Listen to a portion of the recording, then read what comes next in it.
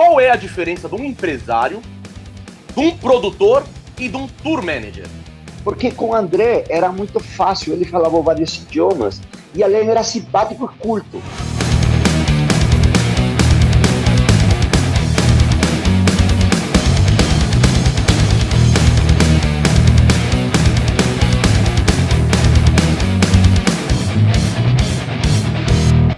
Fala galera, aqui é Anderson Bellini, diretor do documentário André Matos, Maestro do Rock, e eu tô aqui para bater um papo com vocês. Como vocês sabem, nosso documentário está sendo rodado há mais de um ano somente com recursos próprios. Só que agora a gente chegou no momento crucial do nosso documentário, onde a gente precisa dar saltos maiores. E para que esses saltos sejam dados, a gente precisa da sua ajuda. Para isso a gente criou aqui a nossa vaquinha, para que você possa contribuir com o valor que você puder. E sabe o que é legal? O seu nome estará nos créditos finais do documentário caso você possa nos ajudar, porque você é um apoiador do nosso documentário. Ah, não posso ajudar? Com valor nenhum? Então curta sempre os nossos vídeos. Divulgue os nossos vídeos, divulgue a nossa vaquinha, que você também vai estar contribuindo. Então vamos lá, vamos fazer desse documentário o maior documentário feito no Brasil, do nosso querido maestro André Matos. Eu vejo vocês em setembro. Paulo, para começar, eu queria, assim, você como um cara aí da área de entretenimento que, né, trabalha com várias turnês, já trabalhou com várias turnês aí mundiais, né? A gente já perdeu o número de tantos tours que você já fez, já, né? Então eu queria que você, com essa bagagem que você tem, você diferenciasse pra gente, para as pessoas que estão aqui assistindo, né, que não sabem, não conhecem essa área por trás pelos backstage, por trás do palco, qual é a diferença de um empresário, de um produtor e de um tour manager. Bem simples para a galera entender. O empresário é quem coloca a possibilidade para que o artista coloque sua obra para o público. O empresário seria o cara que vai fazer possível que ele toque nas rádios, vai ser o cara que vai colocar em uma gravadora, vai ser o cara que vai vender os shows, ou que vai fazer toda a parte comercial do artista. Ele é um outro artista. Em meu caso, eu me considero um artista dos artistas. Por quê? Porque com minha arte de negociar, com minha arte de negócios, de relacionamento, tem muito a ver com networking. Você consiga levar o artista e tentar ser o mais assertivo possível. Porque se um empresário não é assertivo, o artista termina indo por caminhos que muitas vezes você diz assim, porque esse artista era tão bom e ele não conseguiu ultrapassar aquele lugar. Isso muitas vezes, 90% depende mais do artista que do empresário, muito mais do próprio artista. E o produtor? O cara que é o produtor daquele artista, que tá ali fazendo a parte né, na turnê, ou até na parte dos discos ali, quem é o produtor? Na verdade, seria chamado de tour manager, né? O tour manager é um cara que ele está acompanhando o artista todos os lugares para que as coisas aconteçam. Vamos lá, o empresário, no caso, por exemplo, eu com o Xamã, eu fui empresário e produtor ao mesmo tempo. Em turnês grandes, por exemplo, outros artistas que eu empresaria, vamos supor, o Scorpions, tá? No Scorpions, o Scorpions levava 3 produtores, tá? Que um produtor cuida de cada situação. Por exemplo, tem um produtor que cuida só do artista, que é da parte artística do artista. Ou seja, seria buscar onde vai jantar, onde vai ir, a organização do artista. Depois tem o produtor, que é o produtor do palco, que seria o cara que organiza tudo o que tem a ver com o palco e com a equipe que acompanha e que vai estar dentro do palco. E tem um outro produtor, isso já quando as bandas são grandes, que é o produtor que cuida mais da parte executiva mesmo, que é o cara que vai fazer as contas, que vai fechar as coisas. Então vai depender, cada artista, dependendo do tamanho do artista, o tamanho, vamos colocar, não é tamanho de ser famoso, e sim de tamanho e valor financeiro, ou seja, quanto o público coloca é o tamanho do artista no negócio, por isso se chama show business. Thiago.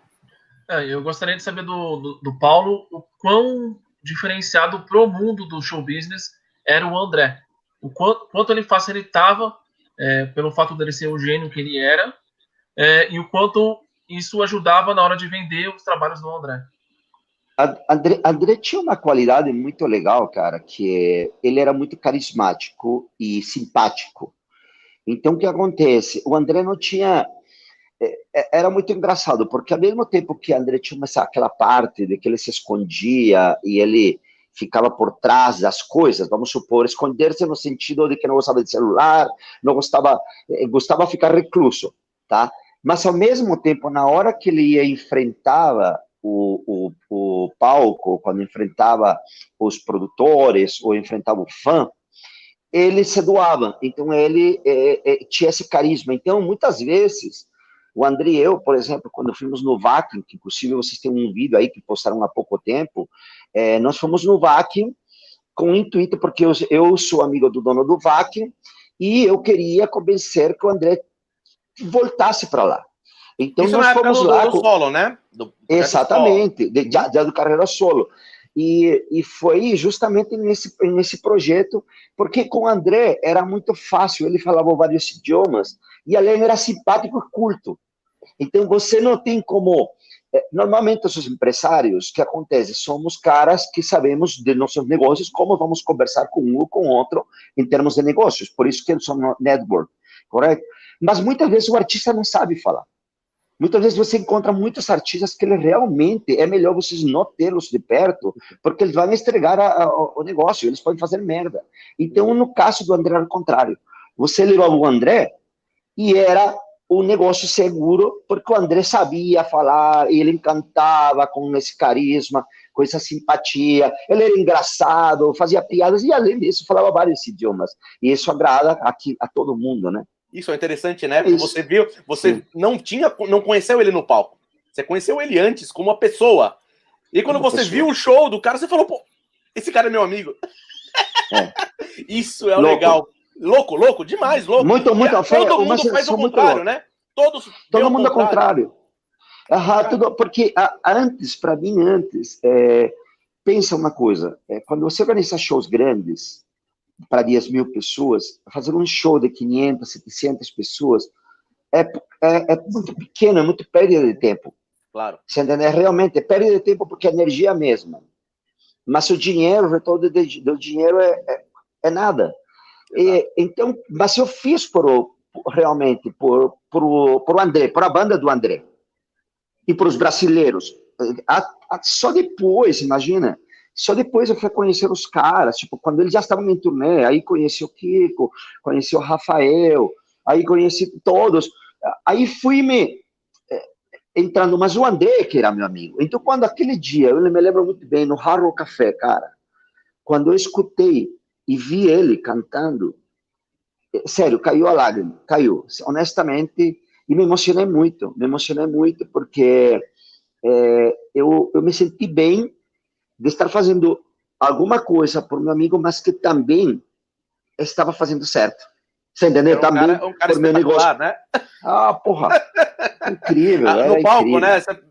Acho que todo mundo fala isso, né? Que o cara era aquele carinha de óculos, fundo de garrafa, aquele carinha que tava ali, que não se enturmava muito com as pessoas, era meio no canto dele, mas quando subia no palco, era aquela explosão, era aquela coisa que...